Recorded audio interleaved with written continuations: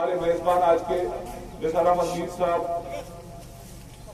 और पार्टी की इस जलसे की बाकायदा कार्रवाई का आगाज करने के लिए मैं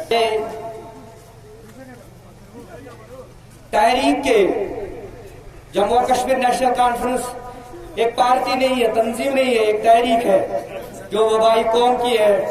और उसके आज हमारे बानी फारूक साहब है, नायब सदर जनाब उमर अब्दुल्ला साहब, सूबाई सदर जनाब नासिर असलमानी साहब और हमारे पीर मुर्शिद जनाब मियां अल्ताफ साहब, हमारे पहलगाम कॉन्स्टिट्यूंसी के दिल की धड़कन और हमारे डिस्ट्रिक्ट के होनहार लीडर जनाब अल्ताफ अहमद पल्लू साहब, साउथ जोन के प्रेसिडेंट जनाब डॉक्टर बशीर अहमद वीरी साहब और हमारे साउथ जोन के प्रेसिडेंट जनाब तौकीर साहब, मजीद साहब, रियाज साहब, बशीर साहब, ये जफर साहब, ब्लॉक प्रेसिडेंट हजरात, मेरे दो साथी, काउंसिल के दो साथी, मेरे बड़े बहने मिश्रा जी और मुनीरा जी, माफी चाहता हूं। बाकी आप पहलगाम कॉन्स्टिट्यूंसी के मेरे साथियों, मेरी तरफ से दिल की अम्मी गहराइयों से अस्सलामु अलैकुम वरहमतुल्लाहि वबरकातुहू। सर, आज एक काफी अरसे के बाद, उन दिनों में इतना छोटा था जब मादरे मेहरबान रात को इस इलाके में तशरीफ लाई थी, तो मुझे आज भी याद है कि हम बच्चे ये बड़ों के टांगों के नीचे नीचे जाके मादरे मेहरबान का इस्तेमाल करने के लिए रात के 12 बजे तक इस लाइन में खड़े रहे थे। आज हमें फख्र है कि जनाब आप यहाँ तशरीफ लाए। और इसके अलावा हमारी एक पुरानी रीत के हिसाब से, रिवाज के हिसाब से, लाल शरीफ से हमारा एक पुराना सदियों का पुराना रिश्ता है।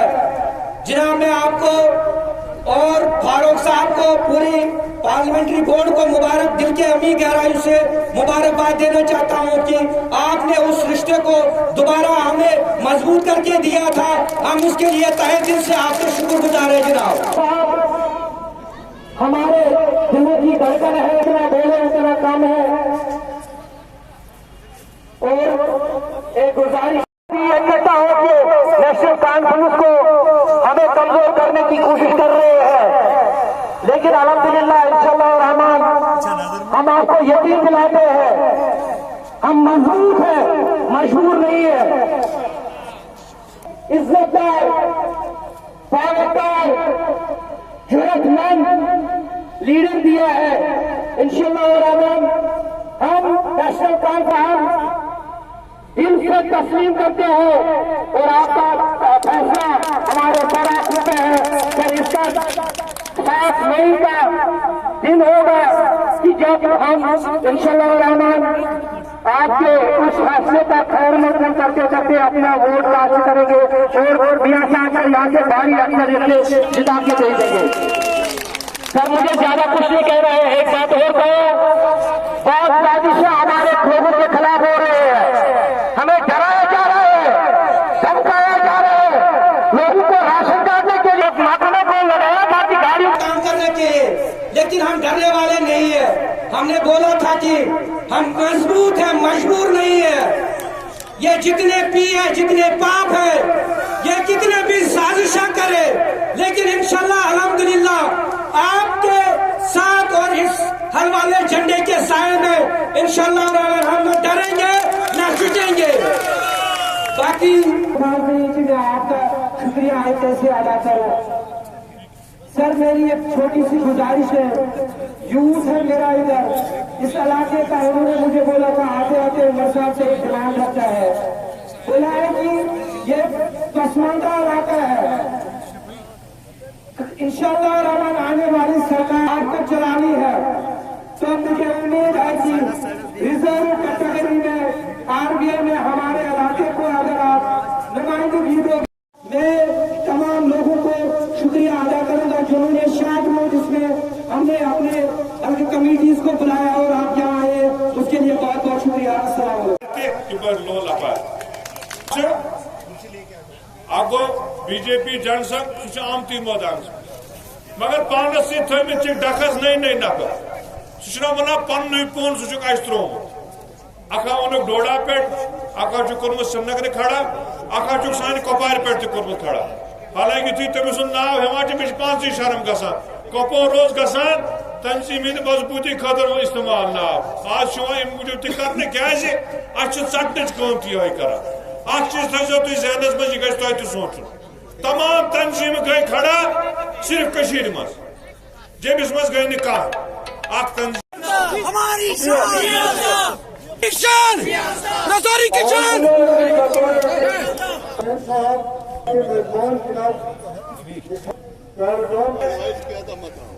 आप सबका मशकूर हो, इल्ताफ साहब का भी मशकूर हो कि रमजान के इस महीने में आप इतनी बड़ी तादाद में सुबह सुबह हमें मिलने के लिए, उमर साहब को सुनने के लिए यहाँ पे तशरीफ लाए।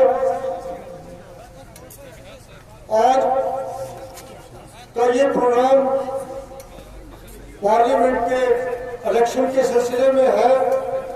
पार्लियामेंट का इलेक्शन आज 5 साल के बाद हो रहा है और सारे हिंदुस्तान में हो रहा है, लेकिन अफसोस की बात है कि जहां असेंबली के इलेक्शन नहीं हो रहे हैं 2014 से 2024 तक आज 10 साल का अरसा गुजर गया है, लेकिन उन इलेक्शनों से यहाँ के लोगों को मालूम रखा गया और यहाँ पे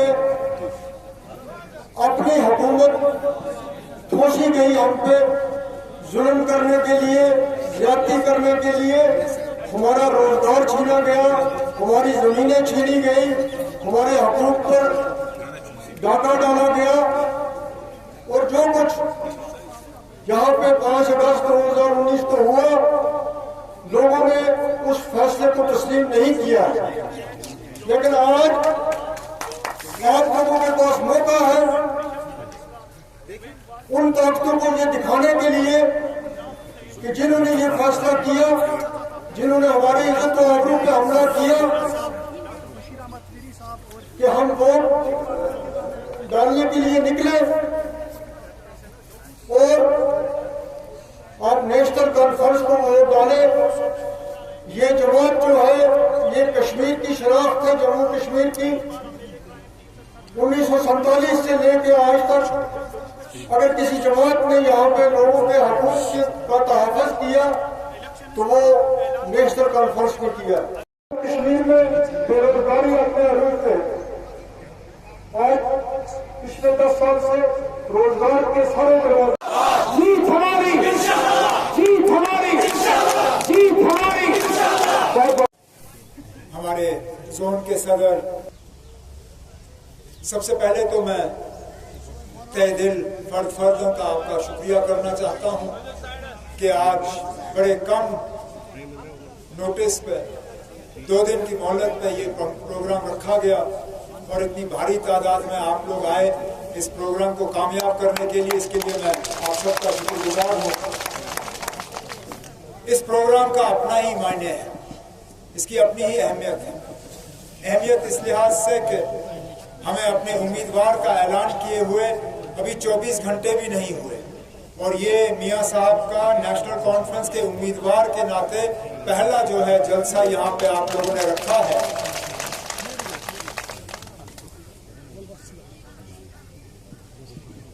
इस इलेक्शन में तरह तरह की बातें होंगी, तरह तरह की तकरीरें होंगी, बहुत से आपसे वादे किए जाएंगे, लेकिन ये आम इलेक्शन नहीं है। आम इलेक्शन में तरक्की की बात, रोजगार, इन सब चीजों को सबसे पहले लाया जाता है। लेकिन इस इलेक्शन का माहौल अलग है। इस ये जो कैमरा वाले ना 5 अगस्त जम्मू कश्मीर रियासत के साथ क्या हुआ वो आज भी हमारे जहन में ताजा ताजा याद है। उस वक्त जम्मू कश्मीर के आईन को हमसे छीना गया, जम्मू कश्मीर के झंडे को हमसे छीना गया, जम्मू कश्मीर रियासत के 2 हिस्से हुए, जम्मू कश्मीर को तहस नहस किया, हमारी इज्जत, हमारी वकार, हमारा पहचान, सारा कुछ हमसे लिया गया। और हमसे उस वक्त कुछ वादे हुए। हमसे कहा गया था कि हमारी तरक्की में अगर रुकावट है तो 370 है, अगर जम्मू कश्मीर में हालात खराब है वो 370 की बदौलत, अगर जम्मू कश्मीर में यहाँ रिश्वत लेने का सिलसिला है वो 370 की बदौलत, अगर हमारे नौजवान रोजगार के लिए परेशान 370 की बदौलत, हमारे तमाम बीमारियों का उन्होंने कहा कि अगर कोई वजह है, कोई कारण है वो 370 है। 370 घटते ही इन्होंने कहा कि हमारे तमाम मुश्किलात, हमारी तमाम परेशानियां सब दूर हो जाएंगी। 370 हटते अब 4 साल से ज्यादा हो गए। मजबूर होते हैं हम पूछने पे कि खुदा ना हमें बताइए कौन सी ऐसी हमारी परेशानी है जिसका आपने इलाज किया। हमारे गुजर बकरवाल भाई, माल मवेशी पालने वाले, जिनका गुजारा जंगलों से होता है, क्या उन जंगलों पे जो उनका हक था इनको हक वापस मिला? नहीं मिला, नहीं मिला।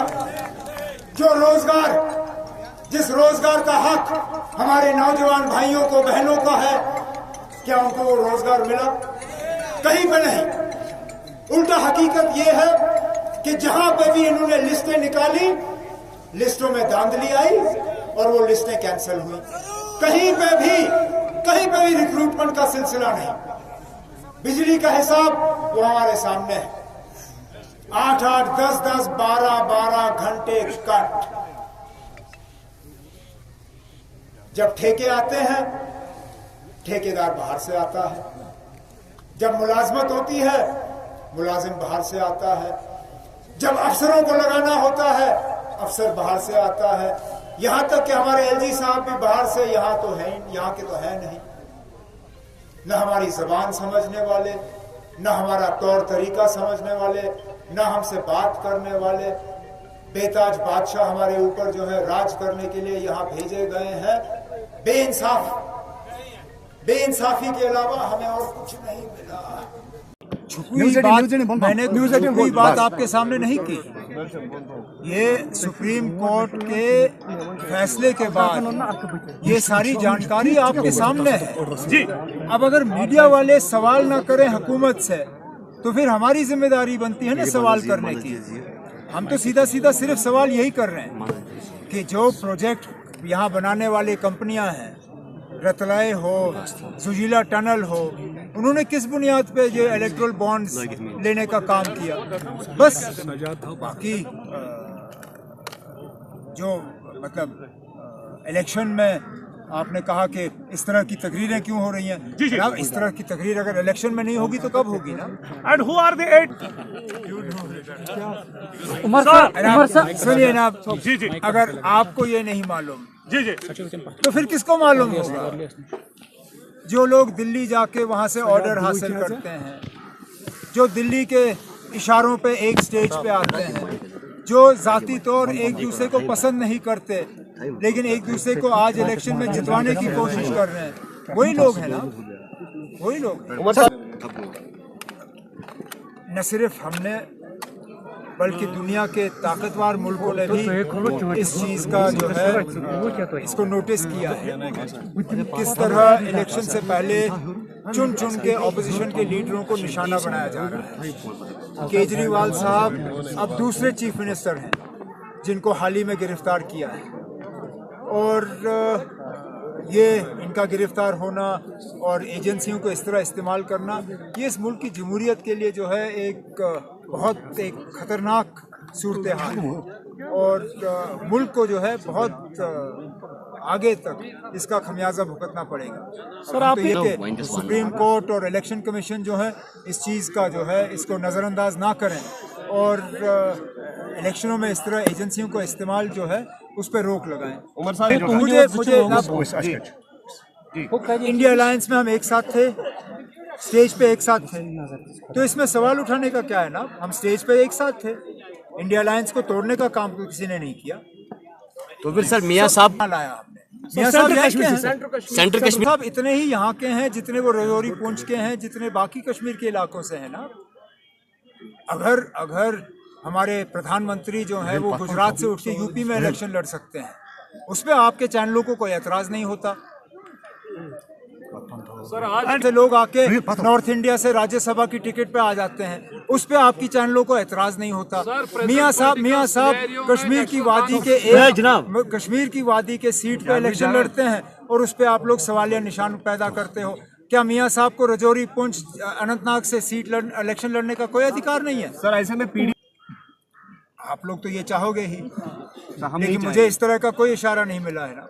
नहीं पीडीपी समझते हैं, पीडीपी को क्यों हमसे लड़वाने की कोशिश कर रहे हो? पीएचडी है, इंडिया सुनिए ना, पीडीपी ने कहीं कहा कि वो इलेक्शन लड़ रहे हैं? क्या पीडीपी ने कहीं से ऐलान किया है कि वो इलेक्शन लड़ रहे हैं? ये आप लोग हवा दे रहे हो इस चीज़ को। मैंने तो कम से कम जो मैंने महबूबा जी की तकरीर सुनी दिल्ली में परसों, उन्होंने कहा कि फारूक साहब और हम एक साथ हैं और हम इंडिया अलायंस को नहीं तोड़ेंगे। जब महबूबा जी ने दिल्ली में ये तकरीर की और ये बात की, तो आप लोग क्यों खामखा यहाँ हमें लड़वाने की कोशिश कर रहे हो? मुझे आप लोग अपने चैनल चलाने की कोशिश करते हो, लेकिन मेहरबानी करके अपने चैनल चला के आप लोग ए टीम, बी टीम, सी टीम को नंगा करिए। क्या मैंने 370 पर जितना कहना था कह दिया। उमर साहब बीजेपी को मुझे ये बताइए ना, हमारी तकरीरों में कौन सा फर्क आया है? उनका कहना है कि फैसले बदले। मुझे बताइए कौन सा फैसला बदला? आप बताइए, हमारा फॉर्मूला क्या था? वही था जो डीडीसी में हमने फॉर्मूला इख्तियार किया। क्या डीडीसी में हमने ये तय नहीं किया कि जिसकी जो सीटें हैं वो वहीं पे फैसला करेंगे? डीडीसी का फैसला जो है वो असेंबली के नतीजों पे हुआ या नहीं हुआ? उस वक्त जहां पे भी 2014 के असेंबली इलेक्शनों में पीडीपी की कामयाबी हुई, हमने वहां पे उनको डीडीसी के जो है कैंडिडेट चुनने का मौका दिया। जहां पे नेशनल कॉन्फ्रेंस कामयाब हुई, वहां नेशनल कॉन्फ्रेंस का उम्मीदवार बना। जहां पे उस वक्त पीसी वाले हमारे साथ थे, जहां पे पीसी का कैंडिडेट जीता, उन्होंने अपना उम्मीदवार चुना। हमने वही फॉर्मूला यहाँ इख्तियार किया। इसमें ईडी का कहाँ से आता है?